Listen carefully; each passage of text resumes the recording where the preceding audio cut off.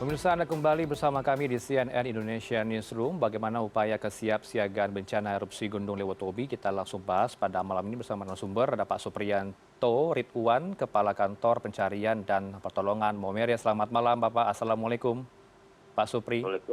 Waalaikumsalam warahmatullahi wabarakatuh. Bapak bisa dijelaskan tepatnya Anda berada di mana, Pak, saat ini? Di Pojok Konga, Oke. di posko pengungsi yang di Konga, di daerah Flores Timur. Baik, apa yang menjadi fokus tim SAR saat ini, Pak, di lokasi? Untuk fokus kami di evakuasi karena awal pertama di 7 kilo, sekarang sudah mencapai 10 kilo, jadi dari yang 10 kilo kami evakuasi yang tempat lebih aman lagi. Adakah warga yang terjebak, Pak, hingga kini mungkin tidak tahu mau evakuasi ke mana? Sampai saat ini belum ada. Sampai ini kami siap untuk membantu kalau ada warga yang minta evakuasi.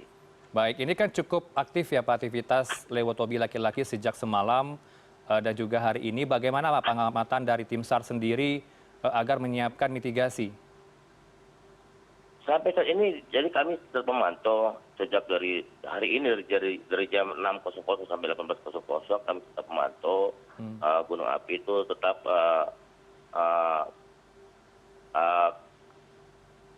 erupsi dengan tinggi kolom 1.000 sampai 2.000 meter di atas puncak. Itu kami tetap pantau di posko Konga. Dari tempat kami aman untuk memantau. Tapi ini kan berdampak kepada kesehatan warga Pak. Apakah ada upaya SAR untuk memberikan masker dan juga sejumlah alat medis lainnya Pak agar tetap kesehatan warga dipantau terus oleh SAR juga? Oke, untuk masker kami pantau di lapangan cukup karena bantuan yang masuk mencukupi untuk masker dan alat-alat lain-lainnya. Baik, kalau kita lihat visual yang saat ini kami tayangkan, Pak, cukup prihatin ya melihat debu vulkanik yang cukup tebal sehingga mengganggu penerbangan juga di sejumlah wilayah termasuk di Lombok. Bisa digambarkan, Pak, bagaimana semasif itukah abu vulkanik yang meletus erupsinya dari Lewotobi laki-laki ini hingga malam ini seperti apa, Pak? Untuk sampai malam ini di tempat saya sampaikan ini di Konga itu posisi masih aman karena arah debunya arah ke barat. Jadi yang terkena itu di Kabupaten Sika yang kena. Jadi untuk di Kabupaten Flores Timur itu sampai di Konga masih aman, tidak ada debu yang ada di situ.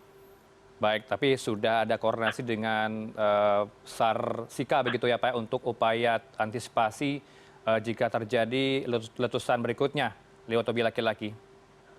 Jadi untuk Sika itu jadi kami ini wilayah kerja kami dari Labuan Bajo sampai di Alor. Oke. Ya. Bisa dijelaskan Pak desa mana saja yang terdampak di Sika tersebut Pak agar masyarakat bisa antisipasi? Untuk Kabupaten Sika itu ada kami sudah evakuasi menuju ke Larantuka itu sudah 3.421 orang. Jadi untuk Sika kami cuma Kabupaten Sika aja, tidak per desa. Jadi kita di evakuasi yang dari Kabupaten Sika masuk ke Larantuka itu sudah mencapai 3.421 orang. Baik, zona aman di radius berapa ya Pak dari Gunung Lewotobi laki-laki ini terhadap permukiman warga? Oke, ini 10 kilo, saat ini 10 kilo, awal 7 kilo, jadi kenapa total pengungsi makin bertambah karena dari zona 7 kilo dinaikkan ke 7 kilo, dinaikkan ke 10 kilo, makanya mencapai pengungsi sekarang 13.116 orang.